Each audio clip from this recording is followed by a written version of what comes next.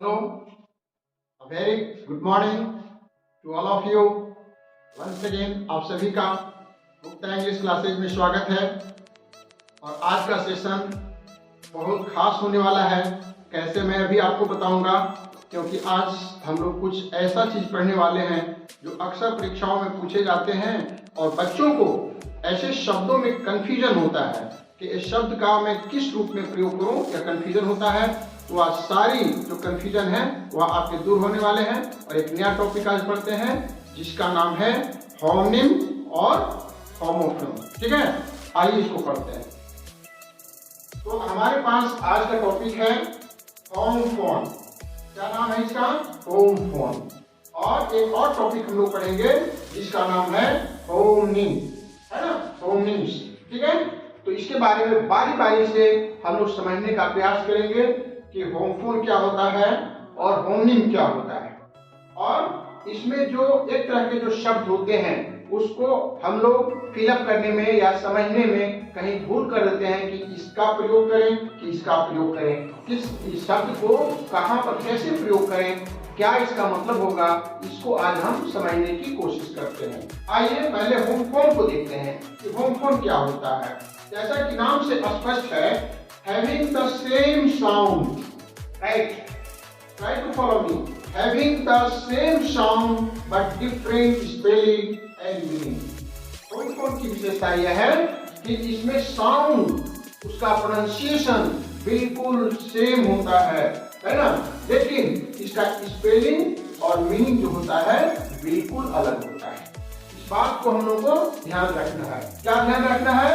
इसमें साउंड जो होता है बिल्कुल सेम होता है, इसलिए इसको होमोफोन कहते हैं।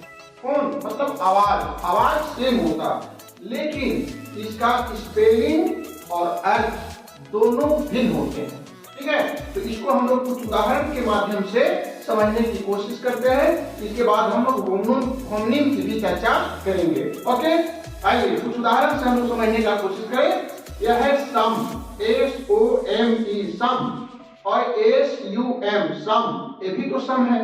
दोनों का प्रोनाउंसिएशन, दोनों का साउंड एक तरह का निकल रहा है, लेकिन आप देखिए कि कैसे यहाँ पर दोनों का अर्थ बिल्कुल अलग है।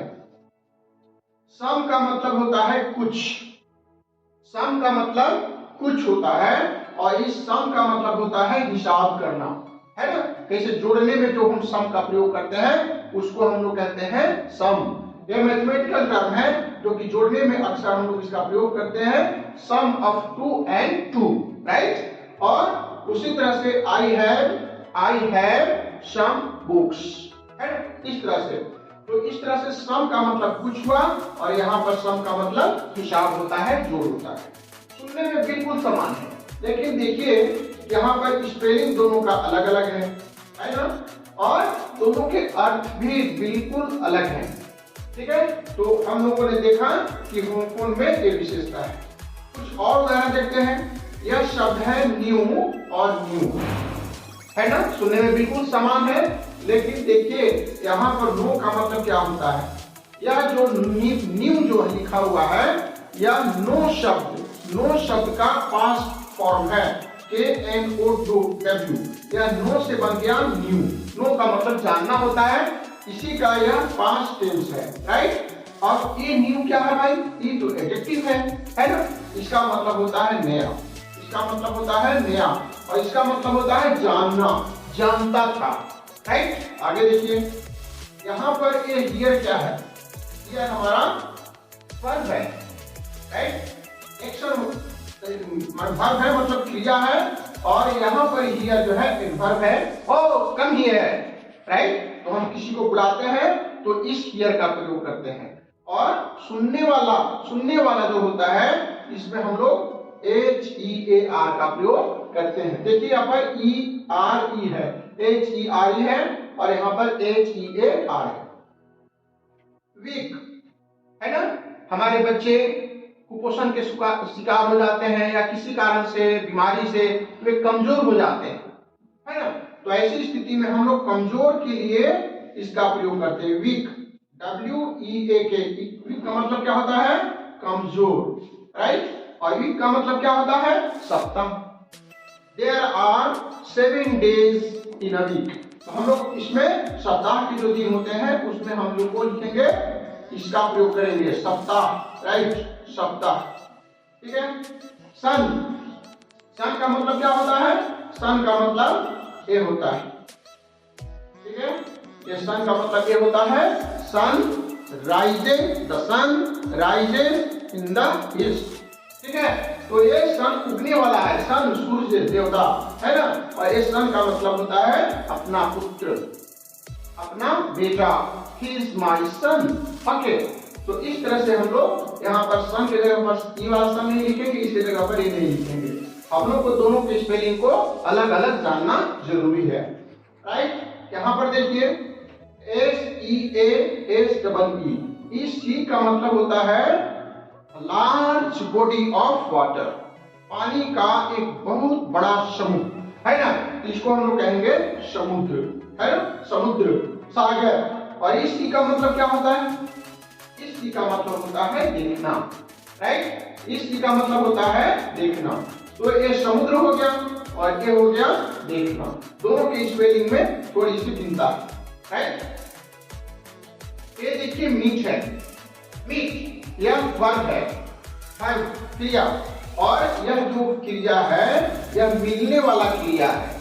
जब हम किसी से मीट करते हैं, किसी से मिलते हैं, तो हम लोग इस मीट का प्रयोग करते हैं, MEET। लेकिन अगर हम MEAT करते हैं तो इसका मतलब ये नाउन हो गया और यह खाने वाला मांस हो गया, खाने वाला जो भी खाते हैं उसमें हम मीट, यह जो होता है मीट, राइट। आगे देखिए, ये है बर्थ और ये भी बर्थ है, दोनों तो साम है ना, लेकिन ये बर्थ जो होता है जब हम कहीं जर्नी पर जाते हैं तो अपने फ्लाइट में, ट्रेन में, है ना, शिप में अपना जो सीट का रिजर्वेशन करवाते हैं, that is called birth. Please return me a birth in train. तो ये जो बर्थ होता है यह बर्थ का सीट होता है। और एक बर्थ क्या है भाई? यह बर्थ है आपका जन्म लेना या जन्म, राइट। तो ये बर्थ हो गया, बर्थ का मतलब जन्म, ठीक है। ये हो गया डियर, हम पत्र लिखते हैं, माय डियर फ्रेंड लिखते हैं ना, तो उसमें हम DEAR का प्रयोग करते हैं, राइट। माय डियर फ्रेंड में किसका प्रयोग करेंगे? DEAR।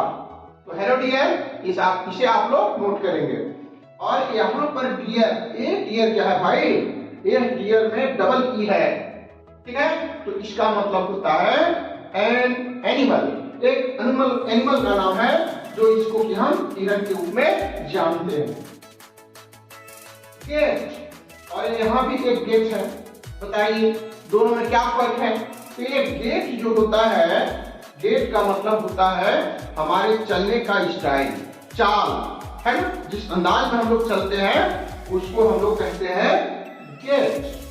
We can recognize her by her gait, okay. तो यह जो गेट है चाल से संबंधित रिलेटेड है ना, इसके चलने का way of style of walking. और ये गेट जो है, हम लोग गेट, हमारा दरवाजा हो गया, गेट बहुत बड़ा गेट घर में लगाते हैं, है ना, प्रवेश द्वार, तो यह हमारा प्रवेश द्वार हो गया गेट का। तो इस तरह से हम लोगों ने उदाहरण के द्वारा समझने की कोशिश किया कि होम फोन क्या होता है। तो होम फोन में हम लोग समझ गए, क्या समझ गए? आवाज सेम लेकिन उसका अर्थ और स्पेलिंग अलग अलग होता है। अब आइए, इसका एक और भाई है जिसका नाम है होमोनिम, उसके बारे में भी हम लोग जान लेते हैं। आइए, homonyms are two words that are spelled the same and sound the same but have different meaning, ठीक है। इसमें शब्दों का, दो शब्दों का एक जोड़ा होता है जिसमें क्या होता है, जिसका स्पेलिंग सेम होता है। देख रहे हैं ना, यहाँ पर स्पेलिंग दोनों का सेम है, स्पेलिंग सेम और उसकी आवाज, प्रोनाउंसिएशन भी सेम है ना, लेकिन दोनों के अर्थ में काफी भेद है, भिन्नता है, डिफरेंस है, ठीक है। तो यहाँ पर रोज का हमारा दो शब्दों का पेयर है, इसको एक बार फिर से पढ़ लेते हैं। Homonyms are two words that are spelled same and the sound the same but have different meaning.